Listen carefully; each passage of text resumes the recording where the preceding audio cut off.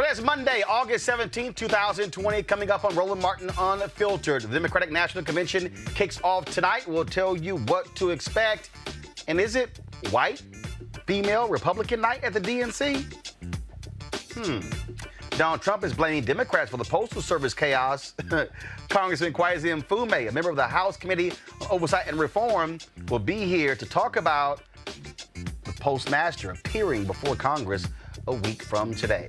Speaking of today, the Poor People's Campaign had their More Monday digital direct action targeting U.S. Senate Majority Leader Mitch McConnell. Reverend William Barber will break it down for us. And the NFL has hired its first black team president. ESPN sports journalist Howard Bryant will talk about that and why he says, sure, it's a historic achievement, but one we should not be that excited about. We'll also hear from Melba Pearson, who's running to be state's attorney in Miami. Plus, the man sentenced to life after stealing hedge clippers may get a shot at freedom. A parole hearing has been scheduled in Louisiana. And a Colorado Springs police chief defended not firing a white officer who regularly commented about killing Black Lives Matter protesters on social media. Plus, Greg Palast will join us to talk about his new book, How Trump Stole the 2020 Election. Folks, you do not want to miss this conversation. Plus, fitness trainer Mocha Lee will be here for our Fit, Live, Win segment. It is time to bring the funk on Roland Martin Unfiltered. Let's go. He's got it. Whatever the biz, he's on it. Whatever it is, he's got the scoop, the fact, the find. And when it breaks, he's right on time and it's rolling. Best believe he's knowing. Putting it down from sports to news to politics. With entertainment just for kicks, he's rolling. It's on go, roll, y'all. It's Roland Martin, rolling with Roland now. He's funk, he's fresh, he's real, the best, you know he's Roland Martin now.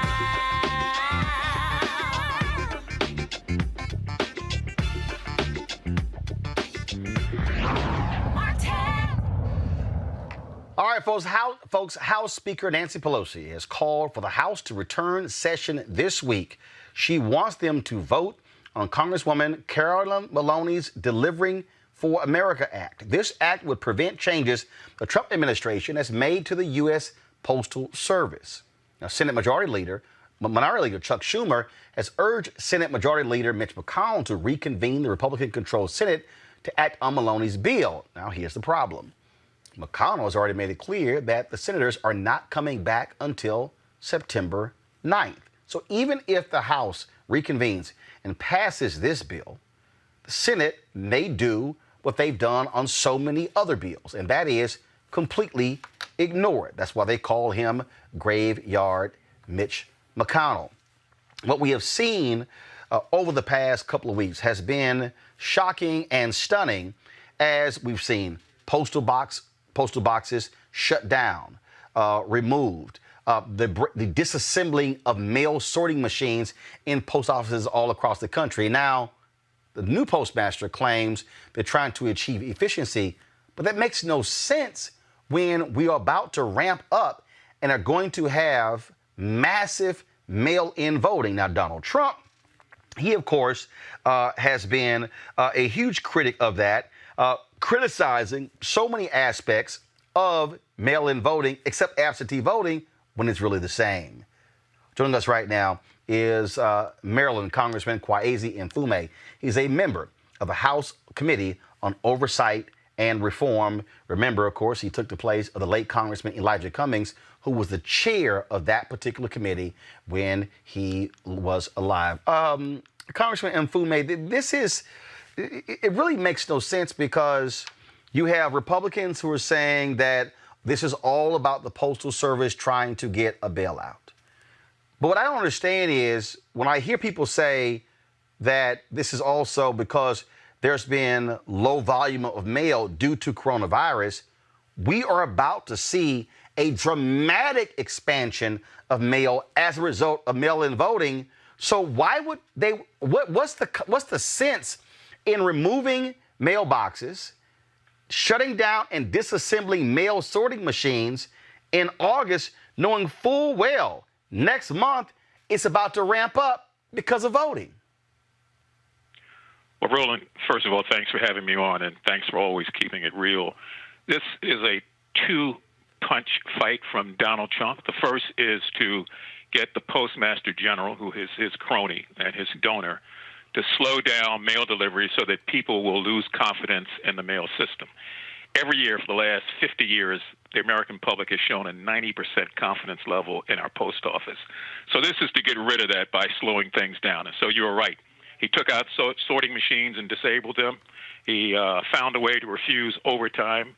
They're collecting mailboxes around the country left and right, throwing them on the back of pickup trucks, and they have a reduction in staffing that he himself has implemented. Meanwhile, the president, in every other speech he gives, talks about why you can't have confidence in the post office, and therefore you shouldn't have mail-in balloting because it will never get delivered. They were in cahoots. Mr. DeJoy needs to step down. I call for his resignation today. He's going to be before our committee in a week or so. There's nothing that he can say to justify the fact that seniors and veterans can't get their prescription drugs on time in the mail, that small businesses are hurting because they can't get invoices in and out, that average citizens trying to pay bills have to worry now about their bill not being received on time, so they have to pay a late fee just because of this foolishness. DeJoy, meanwhile, has said he wants the post office to turn a profit. Well, the post office is not a business. It's a service, which is why it's called the American Postal Service. And since 1792, it's been an independent agency. No Democratic or Republican president until this one has played these kind of games and made it into a political football. The thing that really jumps out, the thing that really jumps out at me on this whole deal is that when I began to, again, listen to this whole breakdown here, I mean, you have Donald Trump who literally is even now saying that he's now complaining about drop boxes. Drop boxes. By saying, he sent a tweet out saying some states use drop boxes for the collection of universal mail-in ballots. So who is going to collect the ballots? And what might be done to them prior to tabulation? A rigged election? So bad for our country. Only absentee ballots acceptable. Now, what's strange about this is that Ohio, they actually have it in the law where each county has a drop box. This is a Republican Secretary of State who has said they have not had voter fraud. So right. He is alleging something where even Republicans are feuding the lie. Yeah, this is what the thing that happens when you tell a lie over and over again. It's going to start looking like the truth to somebody unless it's attacked. And that's why this has to be attacked over and over again. You raised a very good point earlier when you said in the middle of the COVID, as we are moving toward a major election and things have slowed down anyway because of the virus, why would you slow down the Postal Service? It's like trying to get across a drawbridge that's opening up. Instead of going faster, you slow down. It makes no sense whatsoever. And that's why DeJoy needs to go. People need to consider this and act against the United States and to rise up in communities as they are doing all across this country. This is a blatant power grab. I mean, you can't get much more blatant than this and then lie over and over and over again. So it's important that people see through it and understand that we've got to protect our post office because it is ours. It's served us well over the years. It's not the best, but it's the best that we've got right now. And the $25 billion in funding that we have put into the HEROES Act to fund the post office, to take care of the uptick in ballots and everything else, as you said before, continues to be in the graveyard of Mitch McConnell, who refuses to bring it before the Senate for a vote. Not only are we seeing just the locked boxes, we have heard from a variety of people, people who worked at post offices, who have said mail is stacking up. I mean, it is as if, what we're hearing from people who actually work in these post offices is that it is a deliberate attempt that they have been told not to count, to slow things down. That to me also is what is very strange here, that Here, you would have a situation where you would think that folks would be wanting a mail delivered. I saw one tweet from a person who said they sent a letter 3 weeks ago, a letter that normally takes 3 days, and it still had not arrived. Well, the postal workers and the letter carriers have been the one source of information that we have depended on. And thank God they work hard to do what they have to do. They take their jobs very seriously. And they had to start blowing the whistle on what was going on because it was so offensive to them and everyone else. And, you know, one of the things that this bill on Saturday that will be voted on does is to roll all the way back all the measures that were in place on January 1st of this year, which means no more removing, but rather replacement of sorting machines, no more denying overtime, no more reduction in staff or any of that. But this horse has been out of the barn too long, unfortunately, and it's important, so very important, that people not let it depress their vote in November by thinking that the post office can't be trusted. Donald Trump can't be trusted, and DeJoy, the Postmaster General, is just like him. So fortunately, shows like yours and others where people are able to talk about this, hear about it, and then spread the word within their own communities and families helps. But we need everybody on board and to recognize that this is not just about slowing the mail down. This is slowing the mail down and depressing the vote also.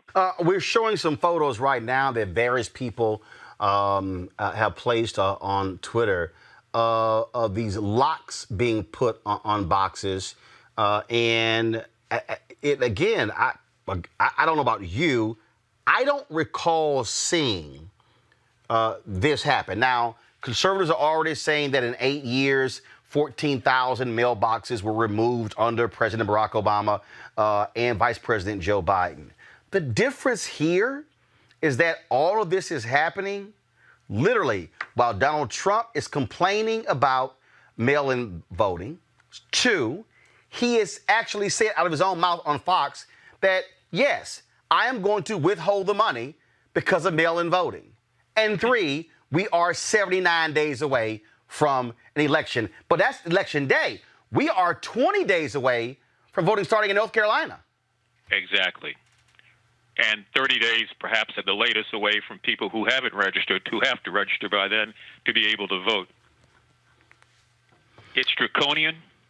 It is unfair. It's the sort of thing that I don't care what Republicans say, they know in their heart of hearts is wrong.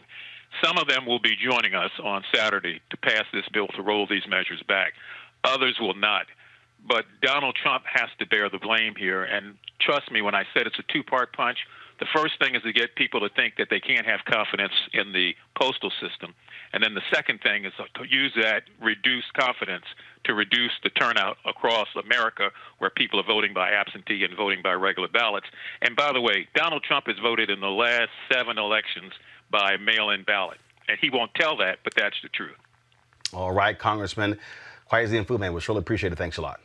Yeah, thank you, Roland. I'm going to bring my panel right now, Dr. Avis Jones-DeWeaver. She is political analyst. Teresa Lundy, principal founder of TML Communications. Mustafa Santiago Ali, former senior advisor for environmental justice at the EPA. Mustafa, I'll start with you.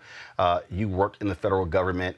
The USPS is part of the federal government, but it's sort of weird, in terms of how they work and how they govern. And one of the things that we have to deal with, and that is this here, that the Board of Governors governs the Postal Service. And the reality is that Senator Bernie Sanders stopped President Barack Obama from appointing several members of the Board of Governors, which allowed Donald Trump to be able to appoint them. They actually are the boss of the postmaster, and had those Obama appointees been in place, they actually could have put controls and stopped a lot of this from happening. Sometimes folks end up shooting their own self in the foot, for folks who say that they're progressives, for folks who say that they want to make sure that things are fair and that there's access for folks to be able to fully participate in participating in the system. You got to think long term beyond your own personal needs and gains. And when you don't do that, we have these situations that we find ourselves in. We have a situation where we have voter suppression. This is, no different than the poll taxes of the past, trying to limit people's opportunity to fully participate in our democratic process. We all remember the stories being told to us about how many jelly beans in a jar, how many bubbles in a bar of soap. All of that was used. And ever since this administration has come in, voter suppression has been one of their hallmark pieces that they tried to move forward on. You remember they put these commissions together early on. Many of us were out there protesting against them. I believe it was Chris Kobach and the rest of them who were trying to prove that there was this, all these folks who are voting across the country who weren't allowed to vote and weren't supposed to vote. And then, everybody has proved that that was false. So this is just another way of 45 trying to rig the game so that he can at least stand a chance. Folks are hip to what's going on, and people are going to push back.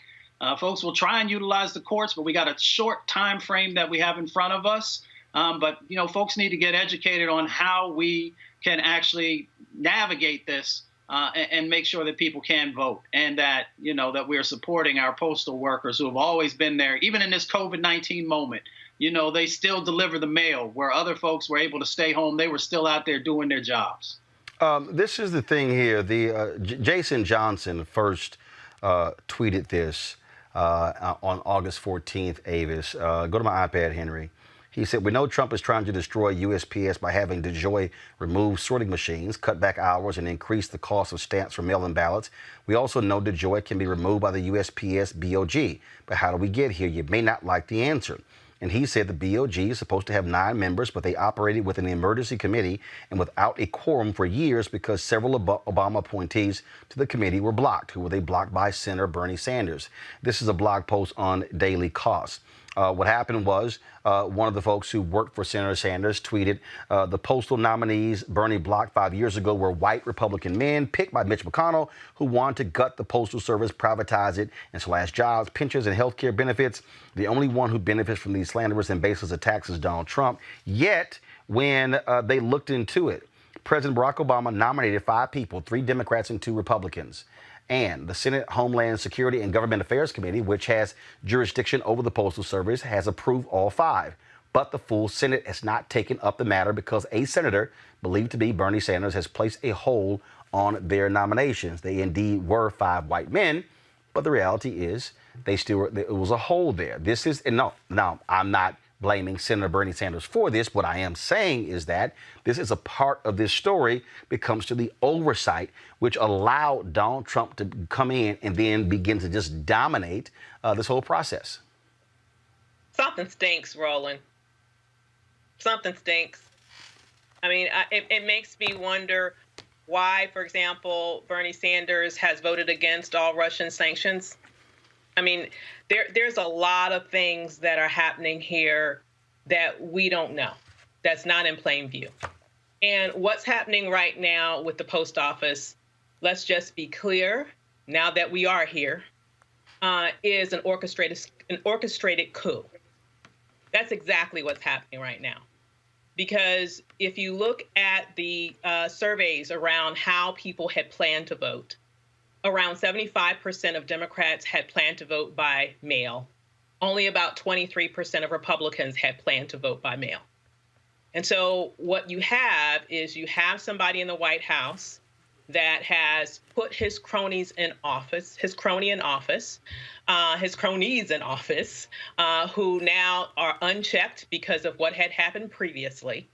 And now we're here at a point where you can't trust. I mean, even if tomorrow the money came flowing to the post office, can you even trust that his cronies wouldn't do everything they can to continue to gum up the works? Of course they would. I mean, that's what they've been doing since the minute that they've been in there, And so it is a coup that we are experiencing right now. And it would behoove the Democratic Party, and it would behoove also activists and voting rights activists all across the nation to help to educate people about alternative ways that they can have their votes heard.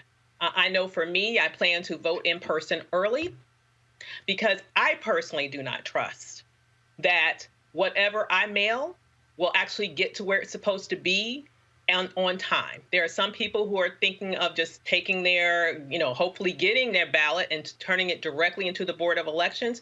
But, this thing is so complicated right now because at the same time that they have specifically sabotaged the post office, they have also, when I say they, I'm referring to the Republicans now, they have let loose a series of lawsuits across the nation in various states in order to challenge various ways that people can have their votes counted preemptively, even before this election.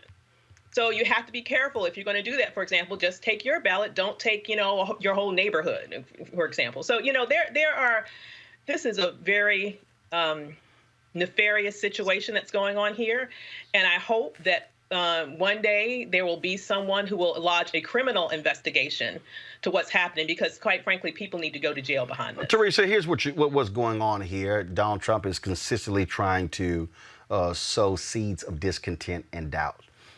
He attacked this whole idea of mail-in voting. Republicans said, dude, what are you doing? We normally lead when it comes to this. You had the Republican in Georgia who said, if we allow mail-in voting, Republicans will not win any statewide races. So you have individuals on record as saying, if we allow mail-in voting, we're screwed. And so you have that. What he's trying to do is he basically wants to stop people from even thinking about voting. He wants to say, hey, guess what? It's too much. It's dangerous if you vote in person. Now, all of a sudden, he's saying now it's voter fraud. It's this constant sow seed. It's broken, it's rigged, whatever. Because what he's doing is he is trying to set up a way to fight the results because he knows he's losing. Absolutely. And you know what? That is probably the most detrimental part about what's going on right here, right now in our American democracy is our right to vote. I am looking for progressives, those people who follow Bernie Sanders, because I also follow the tweet, that went out, saying that, Bernie had something to do with it, but not all the way. But we have to be honest. If the dialogue right now coming from Donald Trump is about voter suppression, and that's essentially what it is, then I am really looking towards the state governments and local government commissioner's office to really step up their infrastructure in order to ensure that the voting either in mail or in person is solidified. So it gives, voters the opportunity. Because, listen, right now we are all masked up. We are, sanitized. We are putting on our gloves. And we are going out there to the grocery store. And we're going out there, to the shopping malls because they're open. And now the movie theaters have now opened up, with caution. But as much as we're social distancing, those plans are in place. So there is, I believe once we get to the November election, there will be the opportunity where I believe there will be standards that have been met in order for people to come in and vote responsibly. I think essentially when the primary vote happened, I know here in Pennsylvania, there was social distancing guidelines. There was bring your own pen. There was, barely, speaking. It was more so high and by. But I think those are the type of in-person interactions that will, bring, because of the conspiracy theories that are coming out of the White House, are trying to, stop the voting process in general. And yes, make the case for post the election, but you can't make the case if people are going inside to vote. So if you can go to the supermarket, you can go to vote. And I think that's part of the message that the Democratic Party is missing. Well, check this out. So Jim Jordan of Ohio, Republican, he tweeted this. Here we go to my iPad. If you can protest in person, you can vote in person. This is, again, what they want to do, Mustafa. We saw this in Wisconsin, how they fought the Democratic governor at every turn to force people to be able to vote in person. They did not want massive mail-in balloting. I remember the video of the idiot, one of those idiot statewide officials standing there with a hazmat suit on, goggles, and a mask saying, and gloves, hey, it's safe to vote.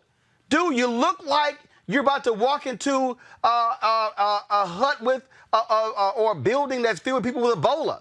I mean, that's just how idiotic it is, because they want voter suppression is about how can I keep people from voting? How can I put barriers in the way to stop them from voting? That's what we're seeing right here. It's been about chaos. This administration has focused on chaos. And by doing that, they figure they can separate folks, they can better control folks, they can minimize people's participation in our democratic process. And this is just another example of trying to create chaos and fear. This administration feeds off of fear. That's why they dehumanize and they demonize people continually. And now they're trying to do the same thing with the opportunity to vote. So it's real clear, but folks, here's the deal. What our responsibility is when we talk about this election, it means that you are going to have to do your part. You are going to have to be fully engaged. And look, black people, historically, we have had to deal with this nonsense our entire lives. Even after one of the Reconstruction Amendments were passed, and then we were still denied the right to vote, we've dealt with this. Understand, it is 77 days until Election Day. 77 days. And I want y'all to do this here. Here we go to my iPad. This is vote.org. Now, let me help you all out. Some of you might say, hey, look, I'm good. Why should I check my registration? Well, here's why. I got an email today from a woman who watches this show. And she said that, and I'm trying to find the email, and so just give me a second. Here's what it is. Her email said, urgency of using vote.org. She says, this is Deirdre Barnes. She said, I'm a member and listen to your show daily. I watched the segment on the importance of using the vote.org app to check your voting status. I've been sharing this information to everyone I know. This weekend, one of my friends entered her information into the website and received a message, no voter record found. This is a woman who has lived in the same community in Brooklyn, New York, same address for over 25 years and votes in every election. She immediately used the app to register again to vote. I want you to go back to vote.org. Please share with your audience, this voter suppression thing is real. Every registered voter should check their status even if they recently voted in this year's primary. They are desperate and will stop at nothing to suppress the vote. Now, folks, if you go to vote.org, as you see here, 77 days until the election. But remember, early voting was going to be happening real soon. You can first check your registration right here on the site. You can also, if you're not, you can register to vote right here on the site. You can get election reminders, pledge to register. Now, when it says vote by mail, you can, depending upon how your state is set up, some states are set up where you can request, you can register online, or others you can actually fill a form out that will send you the absentee ballot. If you click that, what happens is it takes you here, and again, you put your information in. You put your name, where you registered to vote, you put that information, the email address, and then you click continue. It will take you to that particular part of your state and what it says.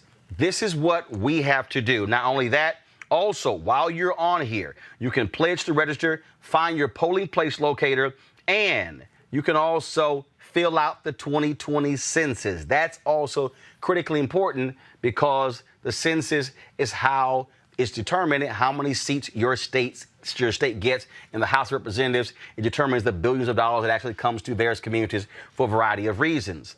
These are the things that we have to do, Avis, to get people to understand that we must be diligent. They are purging. They've been purging folks from the rolls. The Supreme Court in the Ohio case allowed them to purge people who have not voted in previous elections. Now, those of you listening to me, you might say, well, look, man, I voted a few months ago.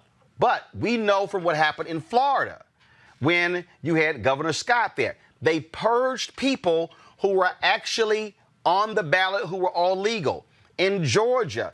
Brian Kemp, Secretary of State, they did the exact same thing in Georgia. People who were eligible. We're going to have Greg Pallas on in a second, talk about his new book. He details what that happened in Georgia. And so I need our people to be as vigilant as possible and say, double check your registration, Avis. That's where everything starts. Absolutely. Absolutely. I think oftentimes people feel like I'm registered, so I don't have to worry about it. Those things are only for people that need to register. No, you need to double check and make sure that your registration is there, that it's counted. Because let me tell you, this is a criminal enterprise. Let's just be real about it. This is a criminal enterprise. They are going to do everything possible to steal this election, including stealing your vote. And so you have to fight back proactively. And an important part of that is, first of all, just going to that resource, making sure that your voter registration is still valid. If you need to register to vote, definitely make sure that you do that, and to be vigilant. And ultimately, if you want to vote in person, let me just suggest, as I mentioned, that is something that I'm going to do. Obviously, do it as safely as you can. Make sure that you can wear double masks, mask up, gloves up, everything up that you can. The thing that I'm concerned about, Roland, also, this is going to be the time when the weather is going to be turning. So it's going to be, they're going to throw everything at us that we possibly can. So the point is, definitely double check your registration, and please encourage everybody in your circle to do the same thing. Look, we have to be vigilant, and that means, Teresa, if you're in a state that requires a voter ID, you don't have one, get it. Figure out what's the process, get it done. Double check your registration. If you're going to mail, do so. Find out if your state, if your county is going to have drop boxes if you do decide to mail in and vote. Then find out when early voting starts in your state. Don't wait till the last day. Go the first day. Plan ahead. Bring your food. Bring your snacks. Do all you need to do, because the bottom line is, let me be clear, folks, Donald Trump will try to steal this election, and Republicans are going to let it happen because they are consumed by power. Absolutely. And so literally from A to Z, you just listed exactly what people need to do and what we have to do in order to get the results that is necessary in November. So part of it is, every state has a party system, either Democrat or Republican, but each of them have their own responsibility on how they get out the vote efforts. And so I know, in a few states, Pennsylvania included, I always talk about PA because I'm from Philadelphia, but in PA, the city commissioner's office is always in tandem working with the Pennsylvania and the city commissioner's office to make sure that the resources, the literature, that the get out the vote efforts are there. And they're also working with advocacy groups and nonprofit organizations to make sure whatever event that they are having, even if it's a pop-up shop or something that, where social distancing is happening, they are making sure that people are registering to vote safely. And so I think that is also an important factor to mention to those who have small businesses. It doesn't hurt to tell people or ask your staff, are you registered to vote, and when was the last time you checked? It takes 5 minutes or less to do this effort, and if we can do it safely, that is the first step in order to making sure that you are prepared within, 77 days for the election.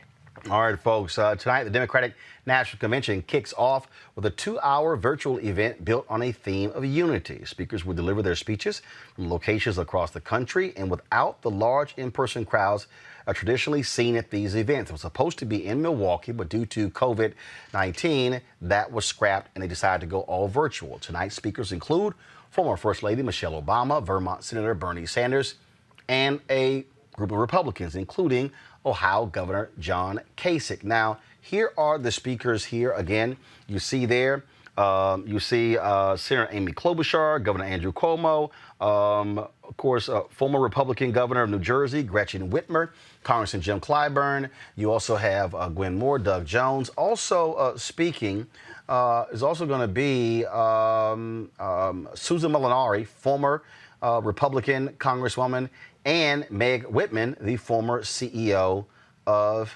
eBay. Now, I gotta ask. I'm just curious. Now, granted, Senator Bernie Sanders and Michelle Obama also speaking, but Avis, is tonight Republican White Women Night? And the reason I'm saying that, I'm just saying because here's why. Here's why. I know in 2012, that turncoat joke of a Congressman, Archer Davis, out of Alabama, spoke at the convention in support of Mitt Romney. But the reality is, Republicans don't go overboard putting on Democrats. Now, they might have former Democrats who are now Republicans, but what's the sense of Democrats putting on Governor John Kasich, Susan Molinari, Meg Whitman, and I'm just trying to understand it.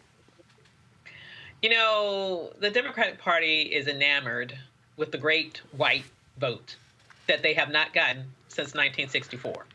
I don't understand it either.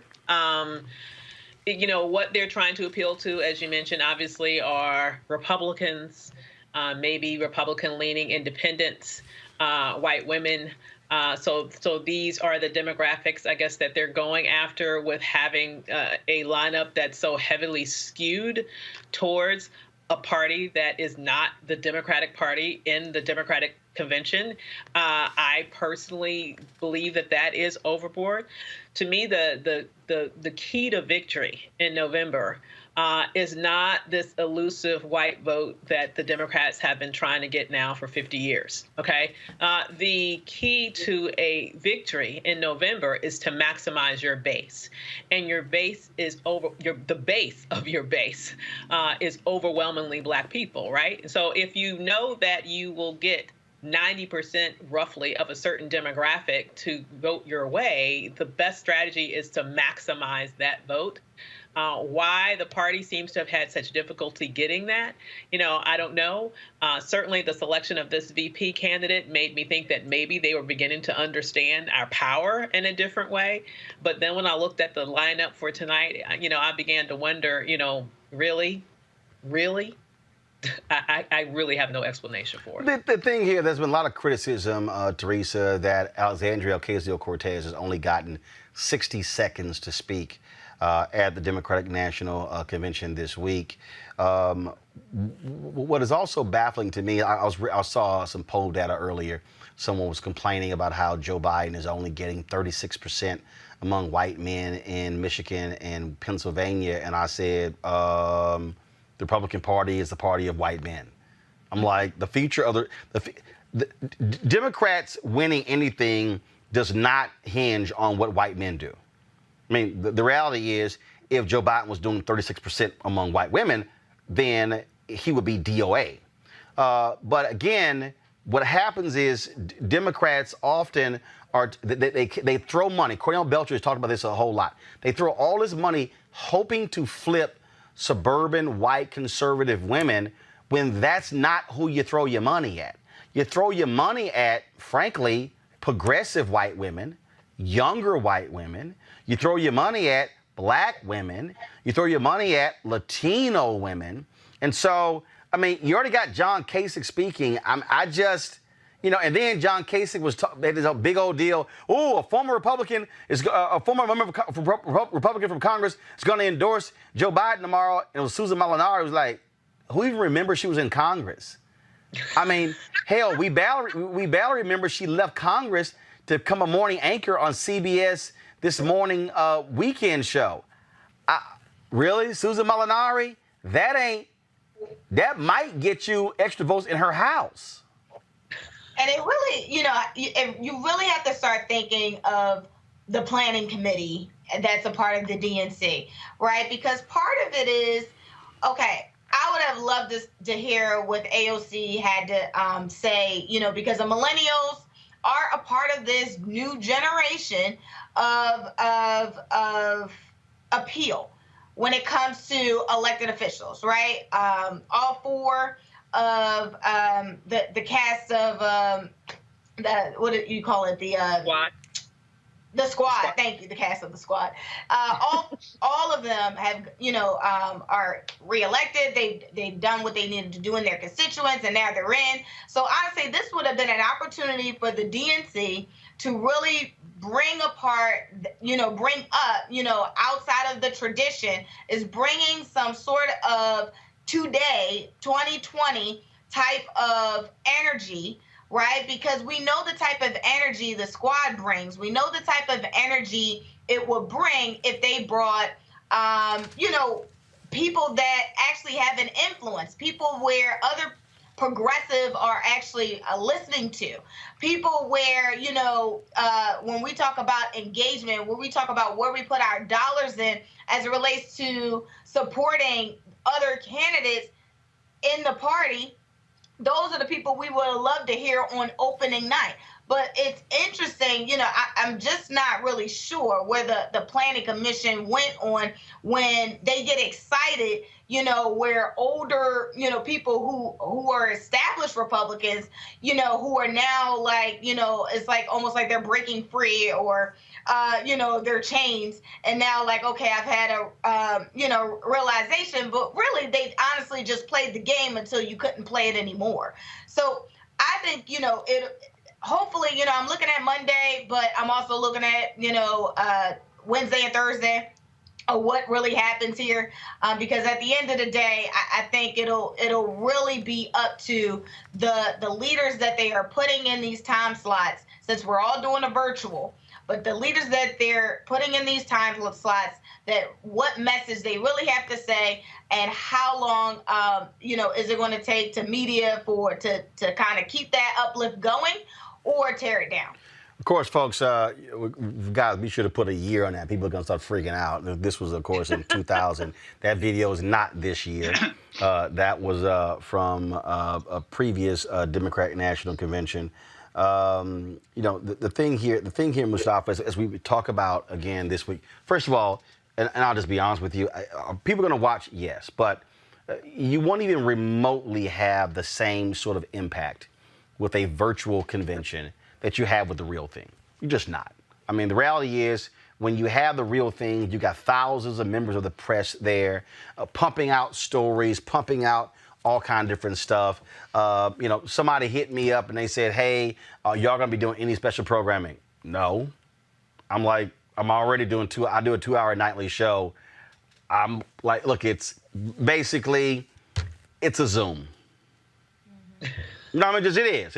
That's just what it is. And so most of the speeches are going to be recorded, Mustafa. The real thing, the real question is coming out of this, what is the Democrats' digital strategy to reach voters? Today is August 17th. There are not going to be massive rallies. They're not. You're not going to have your traditional campaign. You're not going to see Joe Biden going on college campuses. Just today, Mustafa, the University of North Carolina, Chapel Hill announced they started classes last week. A bunch of students have gotten COVID-19 as a result of folks congregating. They announced today all online classes. And so really, it's the focus has to be, how do you get people, how do you reach people in a digital way as opposed to having these outdoor events and hoping they show up at rallies and having people canvassing and going door to door, things like that? Well, I think Teresa hit it. It is about energy. But, if you look at the lineup and, there are great folks who are part of the lineup, but it's very safe. And I'm just not sure if it is going to electrify and motivate folks to want to be a part of the process. And the reason I say that is because I talk to progressives all across the country. And people are going to vote, but there's still a large section that is not, enthusiastic about voting. Yes, they know that Trump has to go, but this is an opportunity to actually, create real electricity for both Vice President Biden and Senator Harris. And I think folks may have missed the mark. And the reason I say that is because, it's almost like a party. right? Or it's like a great conference in the sense that how you start and how you finish is what people remember. And if this is the best that you have in the beginning, then I think you need to maybe take another look at the planning that went on in this space. So, it will do the job. But the question is, will it excite people? And will they be able to take that momentum, to keep folks engaged, to keep people being active and pulling other folks in and making sure that people get to the polls? Yeah, well, trust me, I'm not too excited about that. All right, folks, got to go to a break. We come back. We're going to talk to a sister who is running for state's attorney in Florida. Also, the Washington football team names its first, not its first, but the NFL's first black team president in history. Is that really something we should be celebrating? We'll break it down with ESPN's Howard Bryant. All that next, right here on Roland Martin Unfiltered. You want to check out Roland Martin Unfiltered?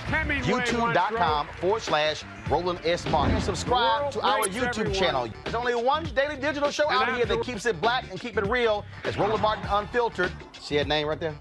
Roland Martin Unfiltered. Like, share, and subscribe to our YouTube channel. That's youtube.com/Roland S. Martin. And don't forget to turn on your notifications so when we go live, you'll know it.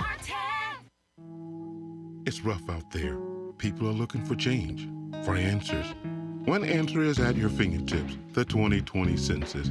Census takers will be visiting households to make sure we are counted. Because an undercounted community could miss out on billions of funding for schools, healthcare, and job assistance each year for the next 10 years. Too much is at stake. Respond online today. Shape your future. Start here at 2020census.gov. All right, folks, it is critically important, of course, for us to focus on the United States Census, okay? Billions of dollars are at stake when you think about what's happening in your community. When you think about, of course, police stations and fire stations, when we think about health care, all of that is determined. Dollars, how they're spent, determined based upon that. I can tell you, growing up in Houston, Texas, in the Clinton Park neighborhood, my parents were members, they founders of our Clinton Park Civic Club. And when we wanted new streets and new sewer systems, a senior citizen center, a fire station converted, I mean, when they began to look at dollars apportioned to the state of Texas, apportioned to the city of Houston, that was all based upon really census. They studied census tracts for data for all sorts of different things. And so it is important that you, please, that you absolutely go to 2020census.gov and actually fill it out. It doesn't take you long. And here's the other piece. We're talking about politics. Your House delegation, the number of the members of the House of Representatives is determined by the census. When those state legislatures begin to get together and draw district lines, census plays a role in that as well. And so we must understand it's critically important. And so, folks, it doesn't take long. There are people who are going to be calling you, people who are going to be going door to door, but you don't have to wait. You can actually do it online right now by going to 2020census.gov. Folks, if you put the lower third up, that'd be great. Again, it's 2020census.gov. We have to make sure that we are counted because historically, black men and black children have been undercounted historically. Let's not make that happen. 2020census.gov. All right, folks, Melba Pearson is running for a state's attorney in Florida. Of course, she is an attorney and criminal justice reform advocate, and she wants to be the state's attorney for Miami-Dade County. In 2017, after leaving the state's attorney's office, she joined the ACLU of Florida as deputy director. She was among the senior leadership team that passed the historic Voting Restoration Amendment, so Floridians will pass felonies could vote. She's a first-generation American, born in New Rochelle, New York. She was raised by her Jamaican father and mother from Trinidad and has lived in Miami-Dade for 22 years, serving in a variety of capacities. She joins us right now. How you doing?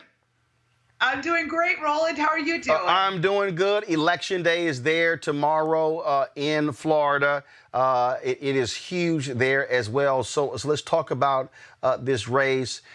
We've seen the impact of black district attorneys all across this country. The late Kenneth Thompson in Brooklyn, of course, Marilyn Mosby there in Baltimore, with Kim Gardner in St. Louis, Kim Fox, she's there in Chicago. You have Kim Worthy, who is in Detroit. We can go on. Aaron Masayala there in Florida, who opted not to seek another term. And so talk about why it matters to have individuals who believe in criminal justice reform serving as DAs.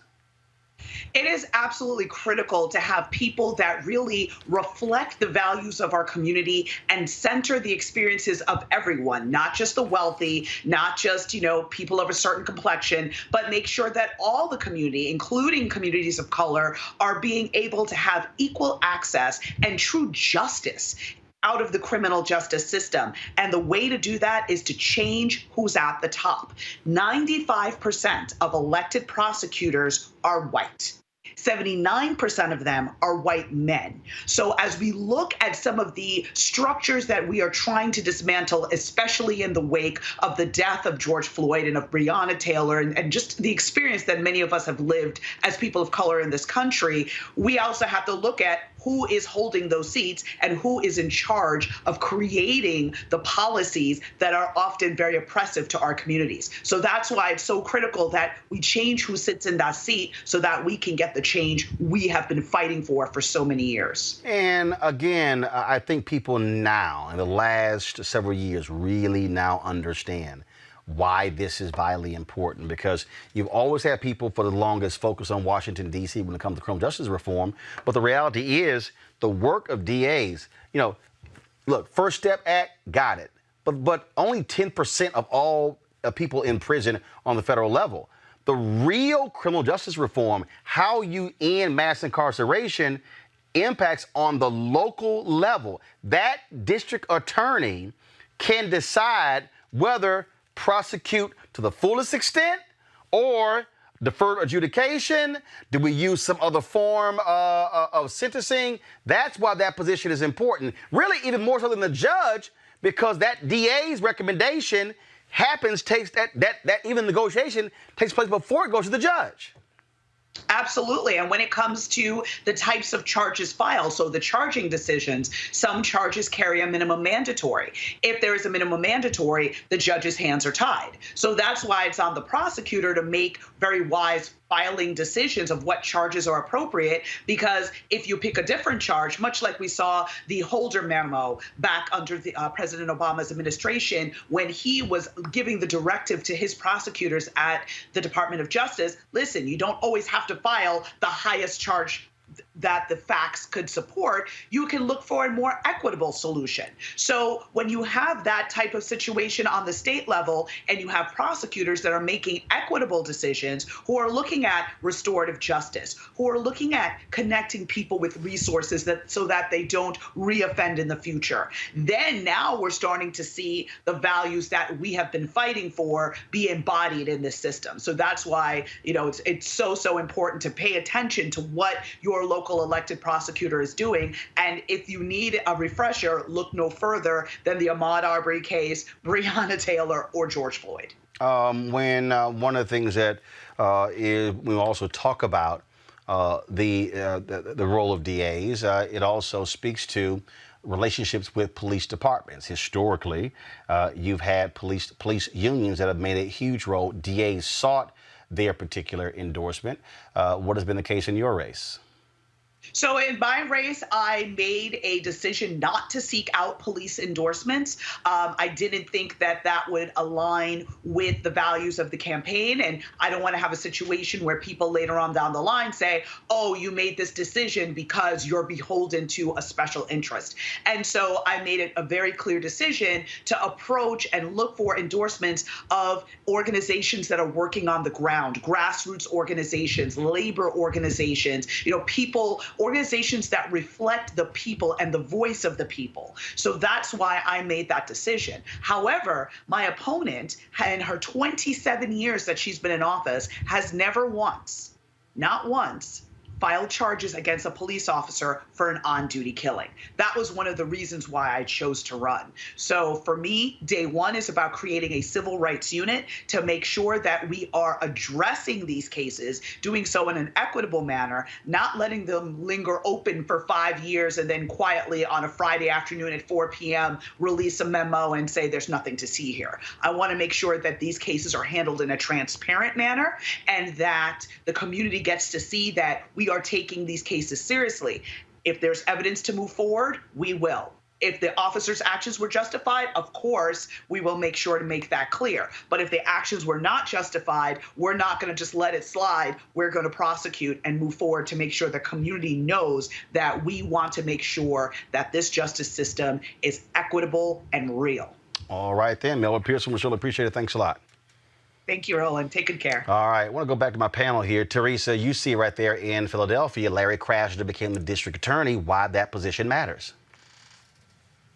Absolutely. It matters so much. I mean, we've been seeing progressive form and change that's been happening with our current DA. He's been actively inside of communities. He's been actually communicating, even with the issues that they're having with the current FOP. They've been making sure that their integrity department and the racial disparities as it relates to overturning some convictions and actually taking a second look into many situations that has to do with mass incarceration. So it's been a different type of DA. I know before we had Lynn Abraham, who was known for incarceration and made sure that that record was upheld at the highest extent of the level. So it is, I know firsthand that having someone who is progressive, that also knows that, in order for the people to prosper inside of a community, that it takes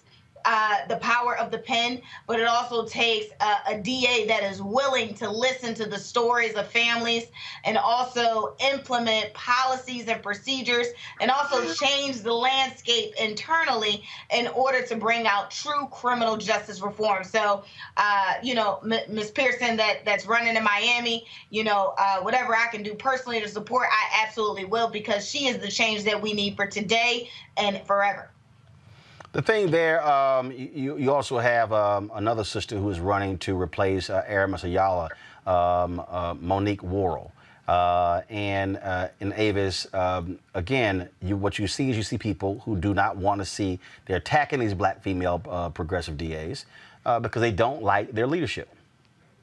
Yeah, because black women DAs are there to actually be on the side of justice and not just sort of carry the line of a system that oftentimes will, as was just mentioned, let police officers get away with murder, that will put people up on charges that are disproportionate to the offense. You have now several, not enough, would love to have more, right? But we have several black women prosecutors across the nation that are taking these tough stances, and it's not easy. They're being targeted because they are bucking the system in that way and trying to actually live up to the whole title of justice, which they have sworn to uphold. What's really sad is that if you look at the number of prosecutors around the nation, really only 5% of them are black, period. So we need more people in that specific role because they are the ones who are making these very important decisions, life and death decisions, decisions about whether or not justice will be done.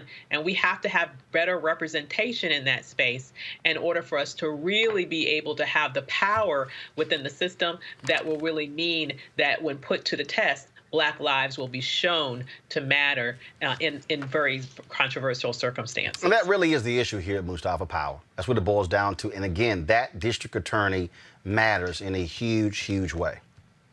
We need district attorneys that are of, by, and for the community. That means that they come from, our neighborhoods, our barrios, our trailer parks. So they understand the dynamics that are going on, and they take into consideration some of the things that folks who don't come from our communities refuse to do. We've seen what bad DAs can do in Central Park 5 and many other cases when you have those who just have this desire to go after our people, not even necessarily even look at the evidence and make some decisions in an unjust way. So we need DAs who come from where they need to come from. All right, folks, let's talk about the NFL. For the first time in league history, an NFL team has a black president. Yeah, think about that. The Washington football team, which of course earlier dropped the name Redskins, announced that Jason Wright will be their new president. He's a 38-year-old former NFL running back, spent 7 years in the backfield for 4 different teams, the San Francisco 49ers, Atlanta Falcons, Cleveland Browns, and Arizona Cardinals. After he retired as a player, he earned his MBA from the University of Chicago, going to work for the McKinsey Consulting Group. Well, they were brought in to assess issues there for the Washington football team. They've had some major issues. There was a big report in the Washington Post that detailed a culture there rife with sexual harassment and other issues. The Washington Redskins, of course, the Washington football team, they have a long history of racism. Their owner, George Allen, remember, he refused to even hire a black player until he was threatened by the federal government to do so. Even over the weekend, I watched the movie The Express, where he had the #1 draft pick and the Heisman Trophy winner, brother. He refused to even draft him, traded the pick to the Cleveland Browns because he made clear Ernie Davis was not going to play being black for his football team. Howard Bryant of ESPN joins us right now. Howard, always glad to have you here. You tweeted something earlier where you said, here's a league where a majority of the players are black. Been that way for a long time. Now in 2020, all of a sudden, they get their first black president. That means that we've had black CEOs of American Express, of different companies, black 18. Fortune 500 companies, black presidents, black CEOs, but the NFL, this is the first time in history somebody black has ascended to become president of a team. You said that's a damn shame. Yeah, I think that number one, it's a story. You've had a black president of the United States before. You had a black president in the National Football League, and it's not a black president for the first time in the history of the Washington franchise. It's every franchise in the league over 100 years. So it's every team multiplied by 100. So to me, I'm sorry, I think that at this stage in the game, just for me personally, I don't consider this some gigantic victory. I'm not that impressed with any of it. I think that it's more just another indictment. I'm happy for Jason Wright, but when I look at this as a story, I'm not one of the people who's jumping for joy about this. And I'm also not jumping for joy in it as well, simply because look at the pattern. You've got a horrible, horrible year for the Washington football team, whether you're talking about their franchise name finally, having to go. You're also talking about a massive sexual harassment, sexual misconduct culture. And so under those circumstances, you bring an African-American in there, no pressure at all, right? The thing, and this is, when we talk about first in 2020, it's important. But this is a little bit different here because it's not like you haven't had talent. It's not like you haven't had folks who can do the job. And what I keep telling people, the NFL has nothing to do with the commissioner. This is about 32 individuals, 32 people who run the show over the course of a century. And so that's the other part of this. You're talking about a dynasty. You're talking since 1920. That was Paul Robeson was in the NFL when the NFL got started, 1920, 21 or 21, 22. And so I think that, to me, given where we are right now, it's not enough for me. It's just is never going to be enough for me to celebrate first when you are dealing with an organization, especially over the past several years, where you're essentially being shouted down every time you talk about systemic racism. People say, why do we even have a Rooney Rule? Why do you have these alliances, the Fritz Pollard alliance? Why do you have this stuff? And this is the reason. Right. And this is precisely the reason. So if anything, if I were the NFL, I might have low-keyed this a little bit instead of making such a huge deal of it, because all it does is make you in some ways look worse. Once again, happy for Jason Wright, happy he's got an opportunity, but I don't view this as some great milestone. I view this as an incredibly embarrassing milestone. One of the things that, for me, when sort of these things happen, is that it should pull the cover back. Mm-hmm. But there's something else here that I want our audience to also consider. And you've broken this thing down a whole lot, and a lot of people don't realize this here. And that is, I remember you were tweeting a few months ago, and I forgot, somebody was bitching and moaning, complaining, and you were breaking down the fact that if you're black, the only way you're going to get a shot as a head coach is if you were a former player. And then you juxtapose all of these non-black people in the NBA, in the NFL, and others that have gotten managerial jobs and baseball who never played the game. Well, that's right. And the moment I saw this announcement, the first thing I went was, wow. Then I went, a former player. Again, not dissing him at all, but the fact that if you are an African American who didn't play in the league, you're not. You look at the guys. Leonard Hamilton was the only brother who has been a NBA head coach who didn't actually play. Yeah, there's only been about a dozen in the history of the sport, and one of them just got fired, Alvin Gentry from the Pelicans yesterday. And you know what else? The other thing is that it's important to me, too. Do we consider these milestones? We don't, know what he's about. I mean, what is his culture? Are you bringing in the culture? What culture are you planning on bringing into the Washington football team? When I look at this, I think, number one, he comes from McKinsey. And as we know, McKinsey has its own scandal, its own culture in terms of one of the last McKinsey guys in sports was Jeff Luhnow, who was the head of the Houston Astros. Yep. And he got for their sexual harassment and their corporate culture that he had with the Astros and that he was bringing in from there. So I'm interested in seeing what Jason Wright is all about.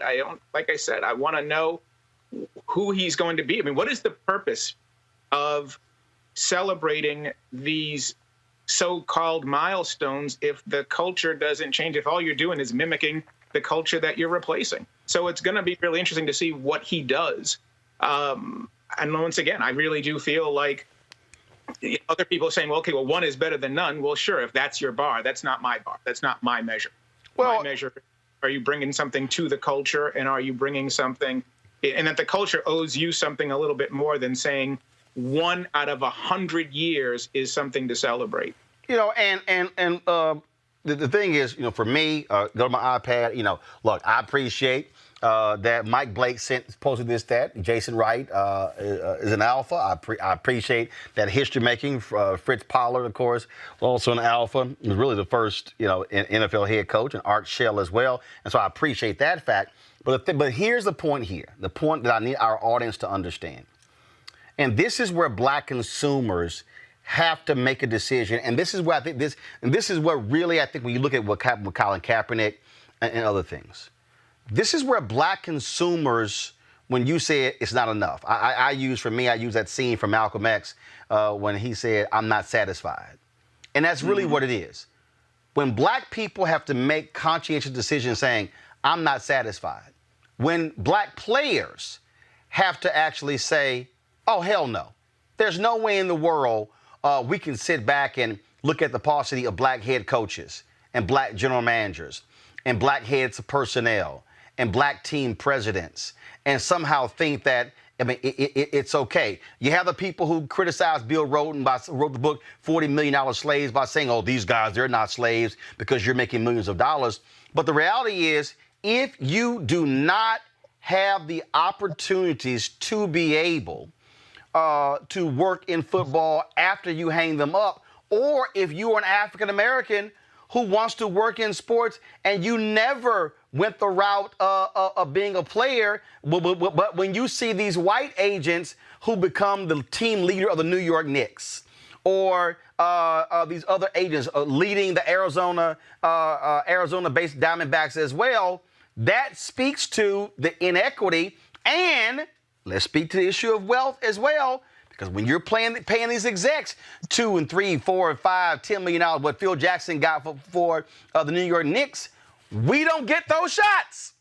Yeah, and it determines who gets to build wealth. It determines who gets to move on to their next job, or who gets to actually, depending on over time, depending on how you play the role and what opportunities you get. Maybe some of these guys are able to parlay that $3-4 million a year over 5, 6, 7, 10, 15, 20 years. You parlay that into an ownership stake.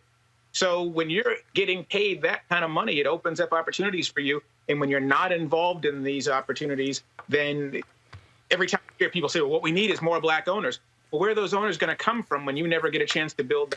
Right. I mean, first of all, let's just be real clear. If Dan Snyder tomorrow sold the Washington football team based upon the Forbes value, that team is going to sell for $4 billion. Yeah, that's right. And also, how much there's one African American who's worth more than $4 billion, and that African American is Robert Smith. Michael Jordan, Oprah, Bob Johnson. If you want to include Jay-Z, none of them.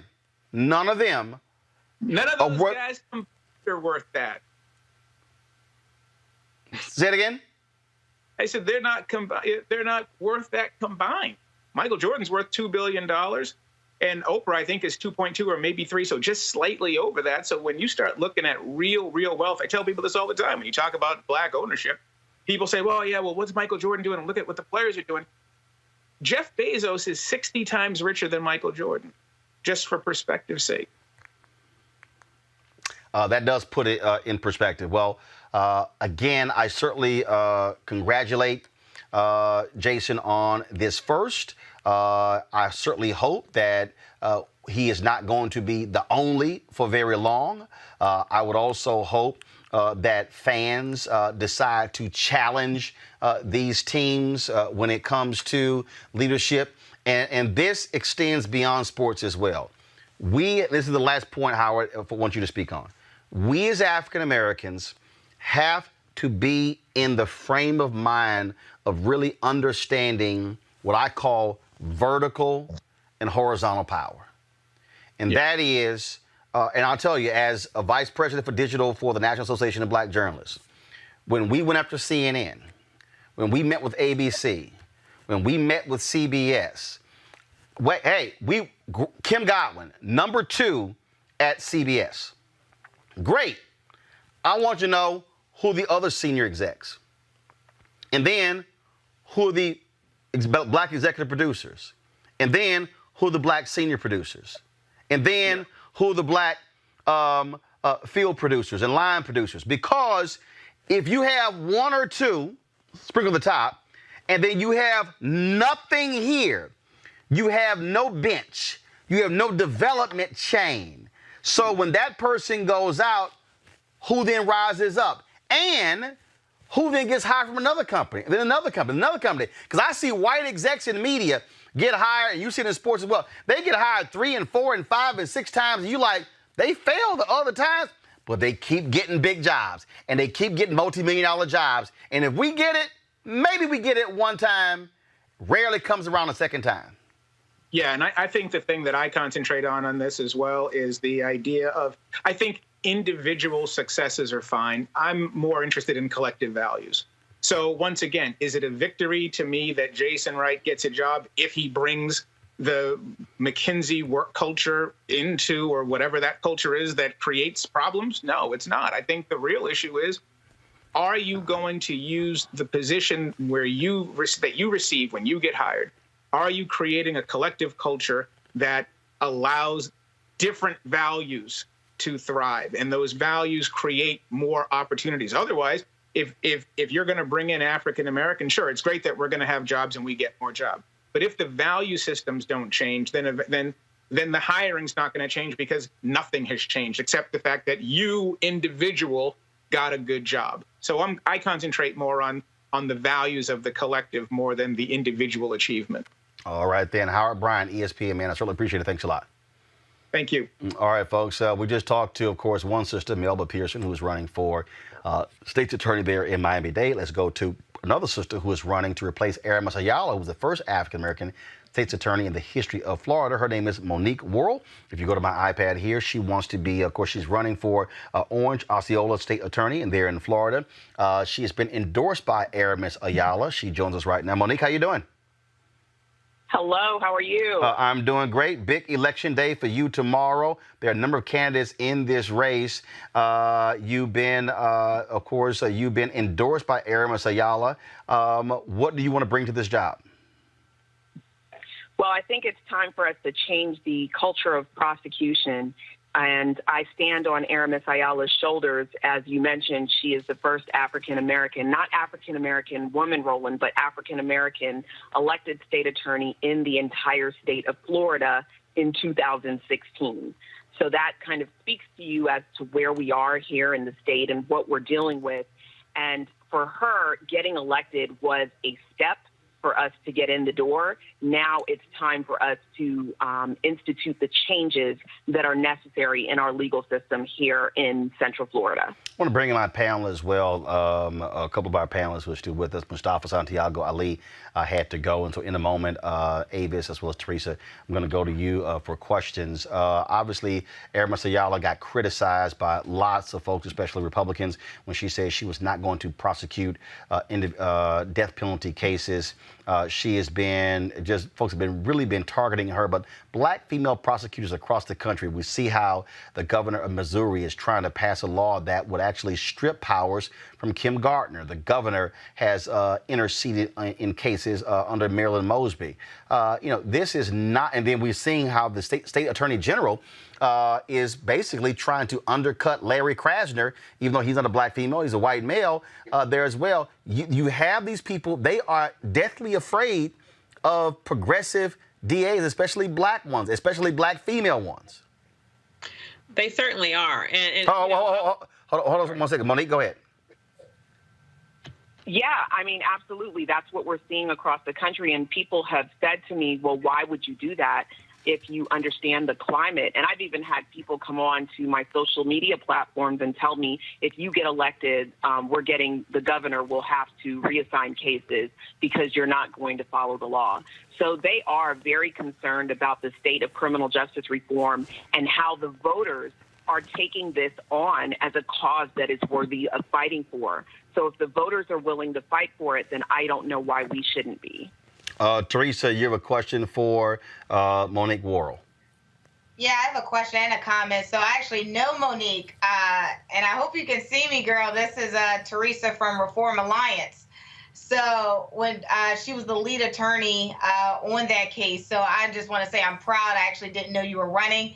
But, as it relates to criminal justice reform, I know that obviously there is a lot of mass incarceration and what's going on right now in that attorney's office.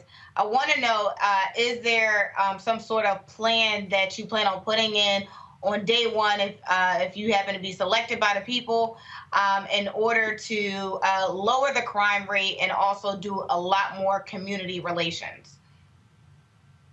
So, yes. And hi, Teresa. How are you? Yes, I am in this new lane right now. But to your question, with regard to lowering the crime rate, I believe that the reason we have not seen the crime rate go down is because we are not focused on the right things. Mass incarceration is a thing here in Florida. Since the 1970s, we've increased our prison population by 300%. We are spending $2.4 billion a year on prison industry. I believe that if we get to the root cause analysis of why people offend, which in a lot of cases that has to do with resources, we will see that we're spending our resources in the wrong way. You cannot solve addiction by incarceration. You cannot solve mental health by incarceration. You cannot criminalize childhood and treat it with incarceration. So if we begin to lower our incarceration rates, get to the root cause of why individuals are offending and address those root causes, then I believe we will begin to see a significant reduction in crime because people will be less likely to reoffend and we will thereby lower our recidivism rate. Avis, your question for Monique Worrell. So, as Roland just laid out a few minutes ago, it seems as if Black women prosecutors in particular have been under attack across the country.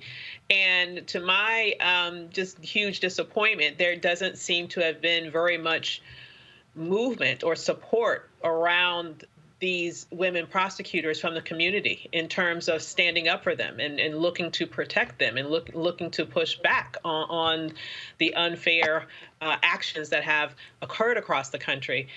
Do you think that there needs to be some more information, education, just a greater effort to explain to the Black community why it's important to have Black prosecutors, progressive prosecutors, to really understand that that is a role that's necessary instead of, people sort of reducing the prosecutorial role and mischaracterizing it as, quote unquote, merely being a cop? Yeah, so my answer on that is twofold. One, yes, I have faced a lot of backlash as I go into the community and try to encourage people to vote for the state attorney's office because historically speaking, that's not a role that our community typically comes out and votes for because the Black community is typically subject of the large majority of prosecutions. So they don't see that as an asset to the community. So education is necessary for the community to understand why this is an important role and why you should participate in the election of this particular official. But the other side of this is Black prosecutors, Black women prosecutors, progressive movement is something new. When Aramis Ayala ran in 2016, she didn't run on a progressive platform. She couldn't because that wasn't a thing. So I think that now that we're seeing it more and it's beginning to spread throughout the country, we have to begin to mobilize our efforts to protect the progressive movement for all of these individuals who are going in and trying to change the criminal legal system. All right, then. Monique Worrell, we certainly appreciate it. Good luck tomorrow in your race. The folks there in Orange, Osceola County, look, do what you got to do. If you don't vote, shut the hell up. Monique, we appreciate it. Thanks a lot. Hey, thanks for having me, Roland. All right, then, folks, at the top of the show, we talked about the power of voting. It matters in these DA races there, these two sisters we had there, Monique Worrell as well as Melba Pearson, but also matters in every single election. Greg Palast has been one of the folks who has been really, really focused on this for any number of years. He has a new book out. It is called How Trump Stole 2020 with comics by Ted Rall, by Greg Palast. Greg, welcome back to the show, man. Glad to be with you, Roland. First, I gotta get your thoughts about just this absolute madness from this crazy, deranged fool in the White House when it comes to the Postal Service. Well, one of the problems we are running into is that before Agent Orange became president, Roland, 22% of mail-in ballots weren't counted. We already had a disaster with mail-in ballots, and it's been particularly harsh on communities of color. So, for example, you saw those lines in Georgia. Right. Do you think that African Americans like standing in the humid rain for 4 hours in Georgia, risking a virus? No. What happened in Georgia was that hundreds of thousands of people who wanted mail-in ballots didn't get them. So they had no choice but to stand in those lines. And you saw the lines. It was voters of color. So what happened in places like Georgia, what happens in several states is that they slow walk those ballots to you. 1 in 10 voters who ask for that ballot just don't get them. And again, this hits heavily in communities of color and also among young voters. Now, when you say slow walk, same thing happened in 2016 in Wisconsin. Even after the Department of Justice under Obama approved their voter ID law, a federal judge had to call the governor, Scott Walker, in and say, what the hell? What's taking y'all so long issuing voter IDs? Well, that's what happened. And in fact, you take a place like Wisconsin. that's the other problem, is getting your ballot counted. Did you know that if you are in Wisconsin, you've got to have a witness signature? About 8 states require that. Alabama requires that you have either 2 witness signatures, or ready for this, you got to have someone notarize your ballot. That used to be called a poll tax, $15 for that. If you could Wait, hold. So would you, in Alabama, you have to have 2 witnesses. Then you have to have a notary notarize your ballot? One or the other, either 2 witnesses, which is dangerous in this environment, or the other is to have your ballot notarized. And which means which you have to pay a notary for them to notarize. Yes. And so what happens is, now remember, you say, oh, Alabama, who cares? Yeah, I'll tell you about why you care. Doug Jones is fighting for his life for a U.S. Senate seat. And they're going to do everything they can to prevent the repeat of the first time he ran, in which African-American women put him over the top. They got to stop it. So they're going to say, well, we're just going to stop. There's a problem with your ballot. What's happening is that the GOP has a habit of successfully challenging about 1 in 9 ballots which are mailed in. So once you mail in your ballot, they're going to say, oh, where's the witness signature? And you talked about Wisconsin ID. You have to have a photocopy of your ID the first time you vote by mail in Wisconsin, a photocopy. And it's got to be the right ID. By the way, if you're a student, your regular student ID doesn't work. It doesn't work in Texas. Your carried concealed gun permit ID, that you can use, not your student ID.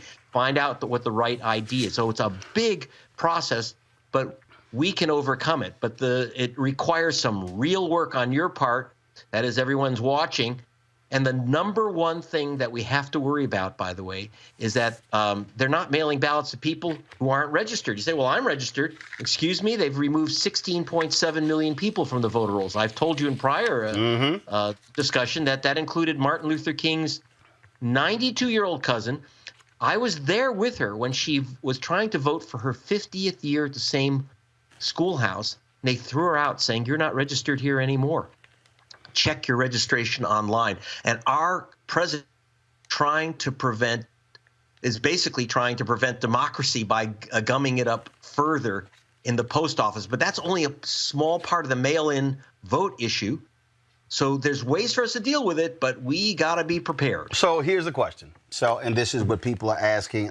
People are responding on the YouTube channel, on the Facebook page, on Periscope. People are emailing me. And folks will keep saying, okay, Roland, what do we do? They're saying, do I prepare to go stand in line? Do I mail in my ballot? Do I vote? Doing early voting? What do I do? What do you say? Okay, if you're young enough and healthy enough, vote, but vote early. Don't wait for election day. We don't have election days anymore. Most states, it's election month.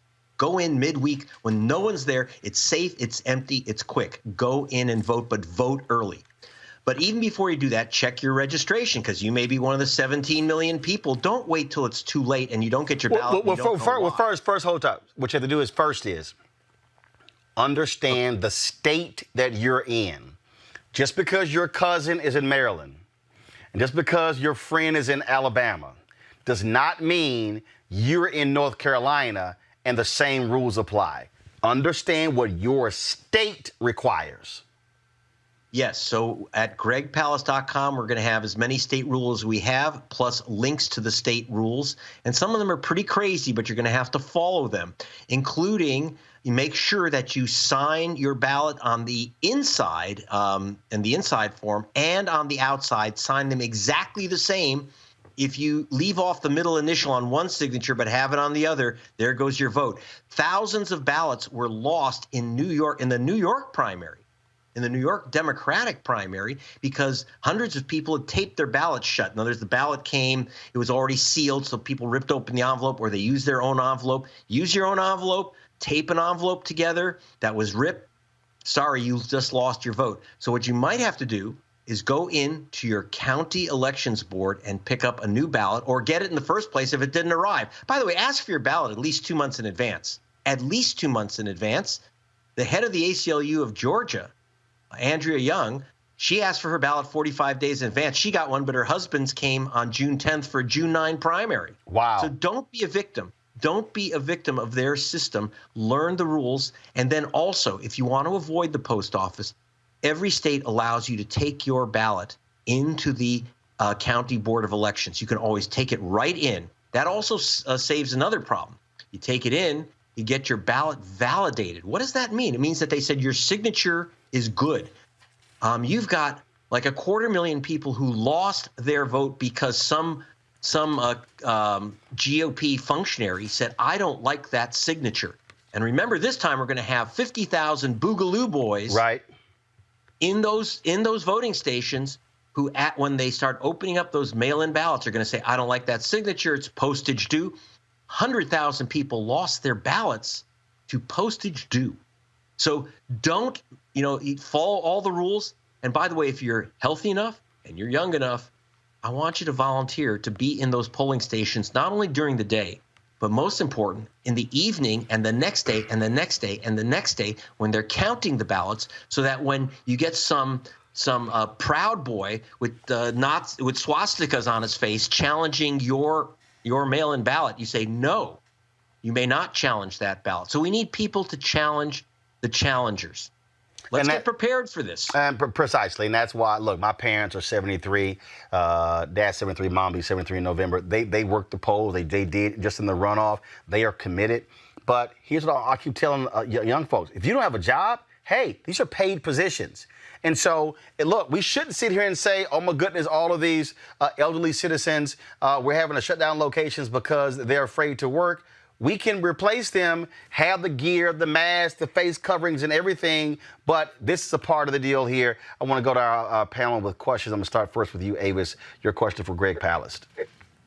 Yeah, I love that you are just ringing the alarm on this. What would you say is the best thing that communities across the country need to do in order to make sure that they are able to get past the subterfuge that's been put in front of their faces to eliminate their voting rights? Organizations should be helping people register. The other thing that we're doing is that we're in, like, for example, the key state of Wisconsin. We're getting the email addresses and phone numbers of the voters who've been removed from the voter rolls, so that organizations which are active can contact people and say, you've been removed from the voter rolls. You should re-register right now. So, why wait for someone to call you? Check yours and check all the people that you love and care about and want to vote. Check their registrations, too, and say, tell your cousin, you've been removed from the voter rolls. Maybe they were never there, but that's your job as well as theirs. In addition, make sure that when you fill out that ballot, don't use your own envelope. Don't make any mistakes. Don't use a red pen. Don't use lipstick or crayon or chocolate to mark the ballot. And if it says fill in the bubble, that's no joke. My sister, a lawyer, lost her vote because she didn't properly fill in a bubble. Don't put an X where it says fill in the bubble, or don't put a check mark. And don't fold it except the way that they tell you to fold it. I know it sounds crazy that your vote for president shouldn't be based on this, but it is. Right, but these are the tactics that are used to disqualify your ballot. Mm-hmm. Yeah, and not just anyone. I want to tell you, according to the U.S. Civil Rights Commission, which checked in Florida, where they still have the race of the voter marked on the voter rolls, that the chance of your vote being challenged and rejected is 900% higher if you're black than if you're white. That's just the cold truth. And so you better be prepared. And part of it is to make sure that you have volunteers in those polling stations, because it's not going to be just a few hours during the day. Again, in the evening and the next day and the next day, when they're opening up those ballots, it's going to be several days of opening and reviewing each mail-in ballot, probably about 120 million of them. Teresa. Yeah, thank you so much for all of that. I was sitting here taking notes. All of that information is definitely worthwhile. I plan on bringing it back home to our city commissioner's office to see exactly what are they doing, in order to prepare people. So Pennsylvania actually just unveiled their plan where they are going to pay for postage for every mail-in ballot so people could go and vote. Do you believe other states should be on the same trend as in paying for the postage? And what else could we do in order to make sure, that our elections are protected? Well, one big danger of paying for the postage, I think it should be because, as I said, over 100,000 people lost their vote for postage due. And like in Ohio, it has a space for one stamp, but you better put on two because you need two stamps in a lot of states. I would like to see postage paid because a lot of young people don't even know where you buy a stamp. They may not even know what a stamp is if you're under 24. And here's one of the dangers that we have to fix. If you're going to have prepaid envelopes, you have to make a special request to the post office. And I know that's pretty scary given who's running the post office. But in New York, the postmaster there, half of the ballots that were mailed in were not postmarked. So those ballots were challenged. 12,000 ballots were thrown out because there was no postmark, because pre-sorted, prepaid, pre-stamped letters are not postmarked. So you have states that say it has to be postmarked, but if it's a prepaid stamp, it's a prepaid envelope, it's not postmarked unless officials or even independent people go to your local postmaster and say, please, can you commit to run all these ballots through the sorting machines to get them postmarked? Because usually they aren't if it's prepaid. It's a big problem in states that require the postmark. It's crazy. It's absolutely crazy. So I got to ask you this here. So how does that work then with drop boxes? Drop boxes are fantastic, better than mailboxes. Absolutely. So if I get a mail, if I get a mail-in ballot, okay, and there's a drop box, I'll fill it out, do everything, and I drop it in the drop box. No issue, no postmark needed. That's correct. If you put it in the official drop box, so the states that have drop boxes absolutely use them. You can also bring your ballot. Almost every state allows you to bring in your so-called mail-in ballot into the early precinct station and just drop it off. And a lot of places, organizations which are registered, like League of Women Voters in some cases, and church groups, actually may pick up your ballots, like from older people, and take them in to the county clerk's office. Again, if you go to your county elections board and drop off your ballot there, that's absolutely the safest, and hopefully you can get your signature verified so someone can't say, no, I don't like that guy's signatures. Wow. Any other questions, Avis or Teresa? I do. I just one quick. You mentioned about in terms of the postmarks, that you had to, in essence, rally your specific locality to run these ballots through the machines. Although we've been hearing lately that those machines have not only, many of them across the country are not only being turned off, they're literally being disassembled. I mean, can you think of any more blatant ways in which an administration could specifically try to sabotage the main system by which its citizenry is supposed to be able to vote during a pandemic? Well, a couple of things. By the way, I'm very concerned. I hate to bring this up, but we kind of have to. I'm concerned about violence. We saw in 2000 in Florida, and remember, I investigated that theft of the election, and it was by knocking black voters off the rolls, calling them felons. Not one was. But in addition, you had Roger Stone, remember Trump's trickster, who he just got him out of prison, right? So Roger Stone led what they called the Gucci riot with consultants going into the Miami-Dade county offices and stopping the vote count. Now, if they didn't stop that count, there were uncounted ballots in Miami-Dade, Bush would not be president. I'm worried that it's going to be even more violent with more Boogaloo boys and Proud Boys going into those voting offices where they're counting the ballots and raising hell because Roger Stone or even our own president says there's 1 million ballots from Bolivia in that office. And you're going to have crazy people try to use violence to shut down the count. So be prepared for that. Don't meet violence with violence, but be prepared. Stand your ground in the right way, which is, I don't care what you're doing, we're counting these ballots. Because in Miami-Dade, they stopped the count because they're afraid of these guys. We can't be afraid. We can't be afraid even when they're armed. You got to count the ballots. All right. Teresa, any question? No, thank you. All right. Greg Palast, where can people get more information and where to get your book? Okay, two things. Go to gregpalast.com for more information, both the book, How Trump Stole 2020, get it the usual suspects, or go to gregpalast.com. And at the back of the book and on the website, I have something called the ballot condom to protect your vote. No, you don't wrap it around the ballot, but you follow the 7 steps to make sure your vote counts, because they don't want it to. All right then, folks. It is a pocketbook-sized book, quite easy to read. It is not a problem. And yes, Ted Rawl has these great illustrations in here as well. Love the cartoons. And so we certainly appreciate it. Greg, thanks for all the work that you do. I'm sure we're going to be seeing you again because we got 77 days and we got to keep pushing, folks. Thank you very much, Roland, for the work you do. Thank you, sir. Thanks a lot. Folks, going to a break. We come back. We're going to tell you about a story. Black man, life in prison for trying to steal some clippers. Going to be parole hearing. That's next on Roland Martin Unfiltered. You want to check out Roland Martin Unfiltered? YouTube.com/Roland S. Martin. And subscribe to our YouTube channel. There's only one daily digital show out here that keeps it black and keep it real. It's Roland Martin Unfiltered. See that name right there? Roland Martin Unfiltered. Like, share, and subscribe to our YouTube channel. That's youtube.com/Roland S. Martin. And don't forget to turn on your notifications so when we go live, you'll know it. As our community comes together to support the fight against racial injustice, I want to take a second to talk about one thing we can do to ensure our voices are heard. Not tomorrow, but now. Have your voices heard in terms of what kind of future we want by taking the 2020 census today at 2020census.gov? Now, folks, let me help you out. The census is a count of everyone living in the country. It happens once every 10 years. It is mandated by the U.S. Constitution.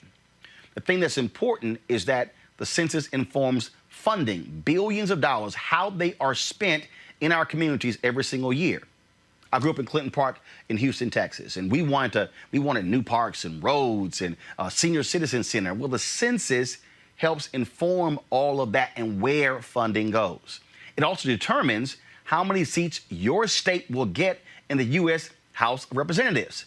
Young black men and young children of color are historically undercounted, which means a potential loss of funding of services that helps our community. Folks, we have the power to change that. We have the power to help determine where hundreds of billions in federal funding go each year for the next 10 years. Funding that can impact our community, our neighborhoods, and our families and friends.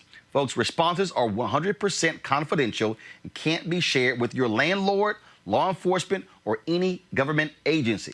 So please take the 2020 census today to shape our community's future. Start here at 2020census.gov. That's 2020census.gov.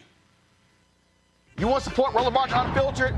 Be sure to join our Bring the Funk fan club. Every dollar that you give to us supports our daily digital show. There's only one daily digital show out here that keeps it black and keep it real as Roland Martin Unfiltered. Support the Roland Martin Unfiltered daily digital show by going to RolandMartinUnfiltered.com. Our goal is to get 20,000 of our fans contributing $50 each for the whole year. You can make this possible. RolandMartinUnfiltered.com.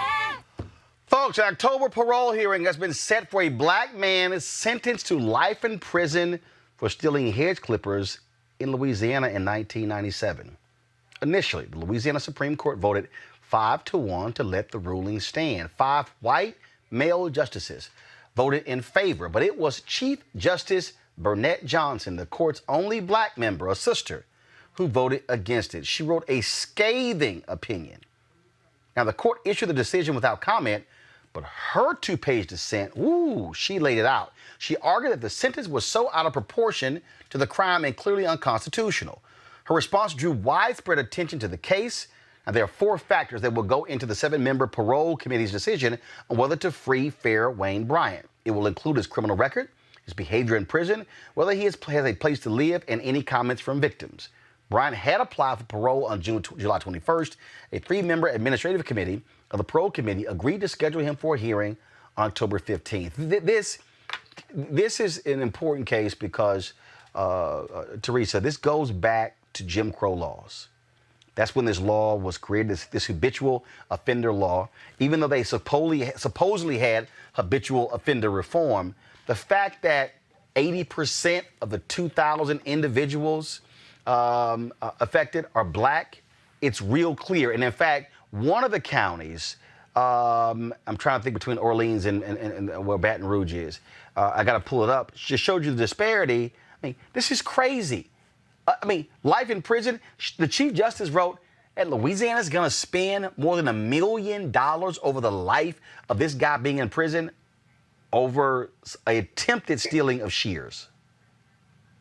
It's a disgrace. It's part of, this bad narrative that, apparently, this is why some people just feel like the justice system is just not reading the cases, right? So it's like you did a crime, and then when it goes up through the judicial system and it's time to render a decision, and you wonder why the same decision is still there, is because when it comes to, those officers who are supposed to protect the fairness of each individual in each case law, and you come to find out that the law is like they're not even reading it, and then it takes others to read the case and go through it. It makes you really want to take a hard analysis about the criminal justice system, but more so the process of which the determination of every case is being had.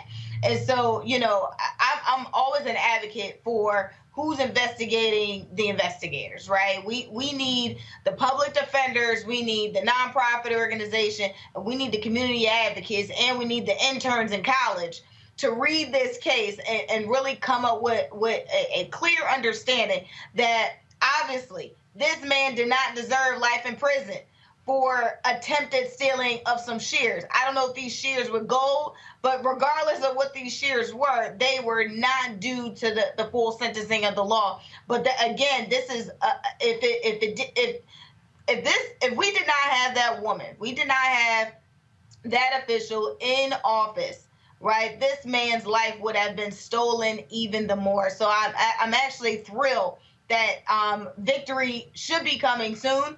But again, it's a telling moment that we really have to take a critical analysis at every process and every investigation for every person. Avis. Yeah, I mean, a sentence like that, really what we have to realize is that it's when you lay out the numbers in terms of how much money they are spending to incarcerate this man versus what he was accused of trying to steal. Here's the reality. That was not about justice, as we were talking about a few minutes ago. This was about sending a message. This was about oppression.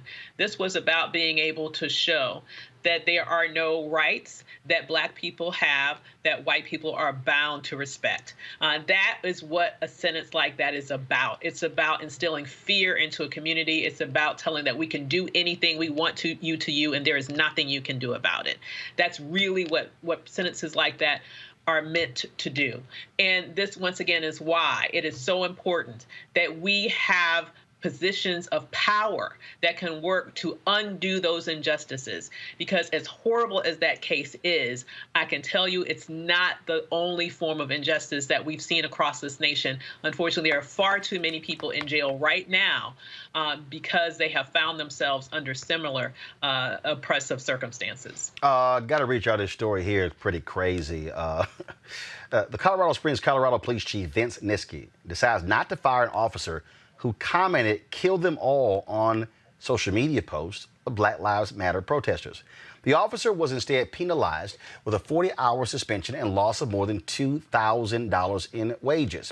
He was also removed from his specialized unit and reassigned to a different position in the department. Now, Chief Niski defends his decision not to fire the officer, despite calls from the public to do so. He wrote this in his latest letter, quote, "While his statements were harmful and reprehensible, I cannot deprive the community of a good police officer and his services because of an isolated incident of an error in judgment."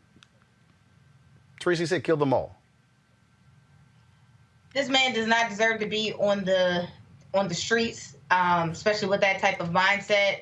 And what do you mean by all? It's just so many questions that comes into perspective, where you really have to look at the type of leadership that's in the department. You can't defend one of your employees for a kill them all statement. But what so here's another version of it, right? So if you wanted the officer to stay employed, I think part of it is to make it an administrative position where you're not on the street, where you pretty much, maybe are doing a mail order job internally. But he absolutely did not deserve just another slap on the wrist. But again, it also really tells you about the leadership that's inside of that office and the culture that they have and the union that is protecting him and these statements. Avis, this is crazy. I'm like, real. Well, don't deprive. He said, kill them all. That is a terroristic threat. Absolutely, it's a terroristic. If I, as a citizen, said, kill all of them, and it was a Blue Lives Matter, I guarantee you the cops would be trying to arrest me.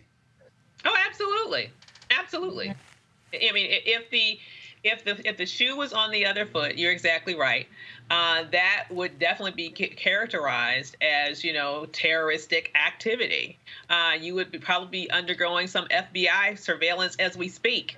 It is absolutely, there's no excuse. He should be fired. He shouldn't be on a desk job. He shouldn't be there at all. As I've mentioned several times, decades ago, there was a report released by the FBI that warned the public that police departments across the country had been infiltrated by white supremacists. That is a white supremacist statement. Kill them all is a white supremacist statement. And what's also disturbing is that sort of incident is not an isolated incident. It was only a couple of years ago that there was a specific research study that looked at several postings on social media by police officers across the country where there were voluminous number of racist posts. And in very rare incidents, did any of them face any sort of serious punishment as a result of that? These are people who supposedly have the charge of protecting and serving not just white people, but Black people whose taxes pay their salaries too.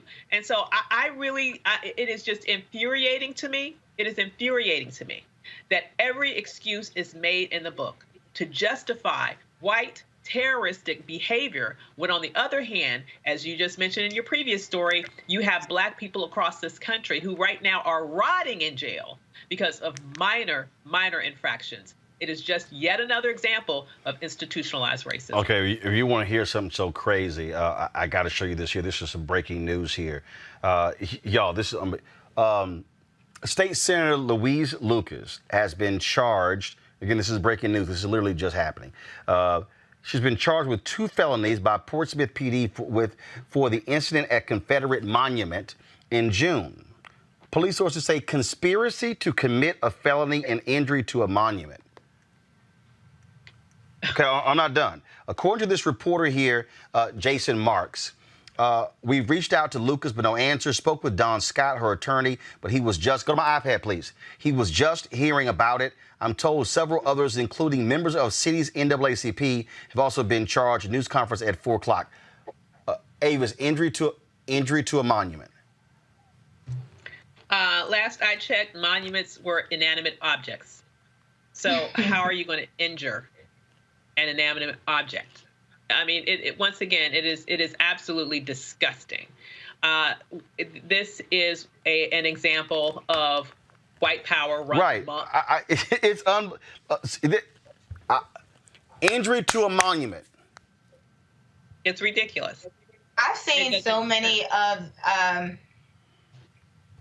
I've seen so many of these protests, where people are literally taking ropes and, literally dragging monuments down. But I'm just so confused on. So this all goes forget my confusion. This all goes back to Trump's administration of, protecting these monuments and the whole 2-week dialogue that was going on in the media regarding protecting statues and protecting monuments. And as African Americans and minorities should be thankful that we have moved forward and passed these situations. But then it's like you want us to move forward, but then now apparently breaking news, we're now getting hit with a felony or misdemeanor charge. Wow. of these inanimate objects. It's not balanced. It's not a balanced situation, and it's crucial as we talk about more democracy, but more so more fairness across the board. Because where were all these charges when, and essentially it was, if we look at the footage, video footage of people without masks that were literally attacking monuments, where was the police at, when these situations were happening? Where was people getting locked up? But of course, we want to make sure we make a point with this African American woman senator, and it's just ridiculous. It is. It makes no sense. We'll have more details on tomorrow. Teresa Lundy, Ava Jones, we certainly appreciate it. Thanks a lot. Thank you. All right, folks. Every Monday, of course, we focus on health and with our Fit, Live, Win segment.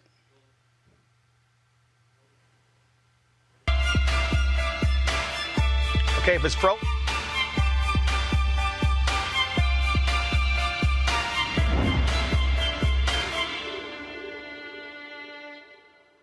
All right, folks, you're sitting here at home, you're trying to figure out how do you stay fit. Mocha Lee, of course, she's a certified fitness trainer. She has some ideas. All right, Mocha, what's happening?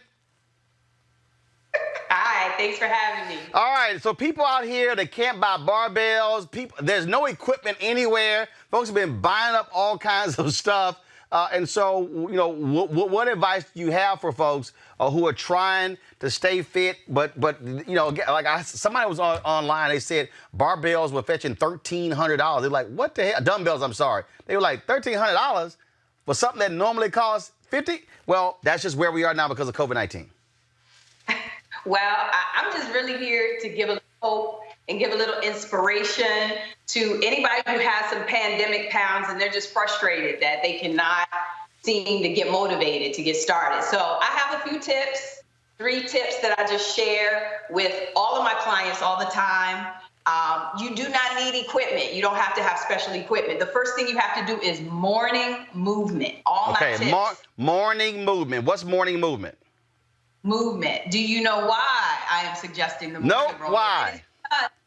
You're a mover and shaker. My clients are movers and shakers. They're busy, and help the parents who are about to start this virtual school year. Everybody's busy. So if you could just start the day with 10 minutes of movement. I don't care if you go outside and walk, go up and down your stairs, a few push-ups, just something to get your blood flowing, lift your mood. I'm telling you, it makes a difference to knock it out and get it out the way first thing in the morning. All right. So morning movement, at least 10 minutes of morning movement. Okay, gotcha. What's next? Morning movement. And I mean, I know some people are early risers, but I'm telling you, once you wait till after the workday, you're even more tired. So it's better to get it over with. That was tip 1, morning movement. Tip 2, please be mindful about your meals. You guys, this is the time where we have to really emphasize having a strong immune system. So if you want a strong immune system, you have to think about what you eat. And I'm telling you, you can't go wrong with greens, leafy greens. You can't go wrong with water. I keep my water all the time. I at least get 80 ounces in. I just try to encourage everybody to keep drinking because there's so many benefits to water. So you have to be mindful about the meals and what you're putting in your body, right? You agree. I know you're with me on that. That's why, hold up. That's why I got this 30-ouncer that sits right here. So I carry one with me. I carry one with me, and I keep this one here. So that way, my man John Hope Brown, Operation Hope, sent me this one. So I leave it here. So in case I can forget mine. So my goal is to actually drink 4 of these a day. That's the goal. I don't say I do that. Okay, but the goal, and so the way I try to do it is I try to figure if I can drink 1 between, when I wake up and 1 p.m., then 1 between 1 and 6, and then 1 between 6 and when I go to bed, I at least got 90 ounces of water. That's perfect.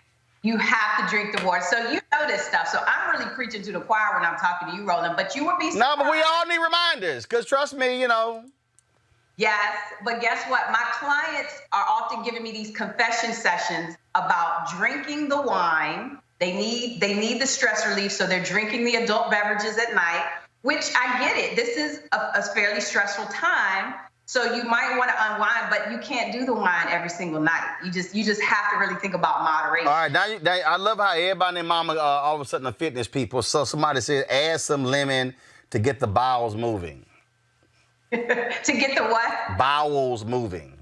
Oh yeah. Well. Now there is something to be said about elimination.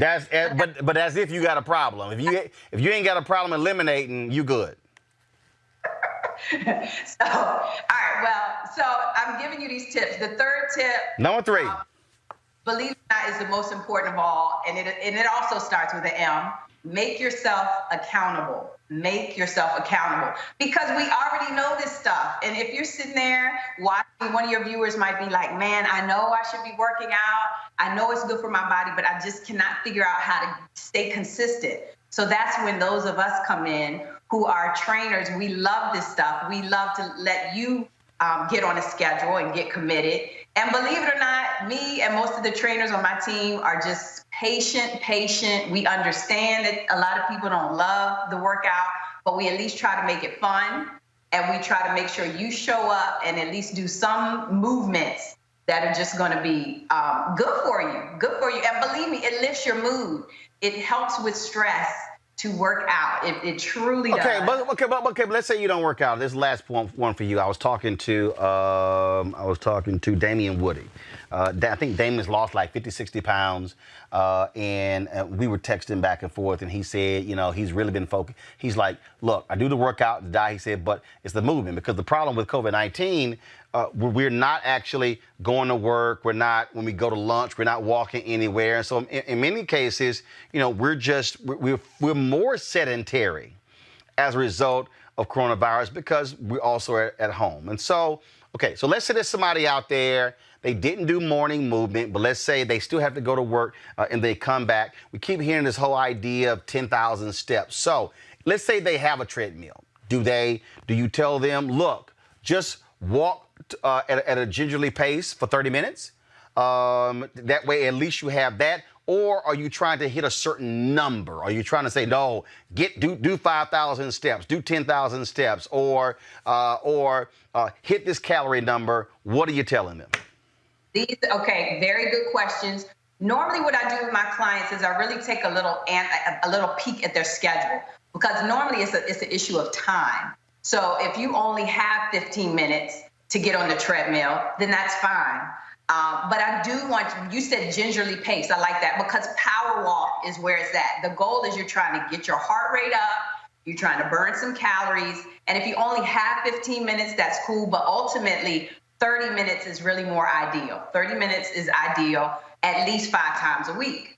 Now, it depends on the client. Maybe we have some former athletes that I work with. For example, you played baseball. You already have a standard base of fitness. So I might just say one day, okay, Roland, get on the treadmill and just tell me how long it takes you to do a mile.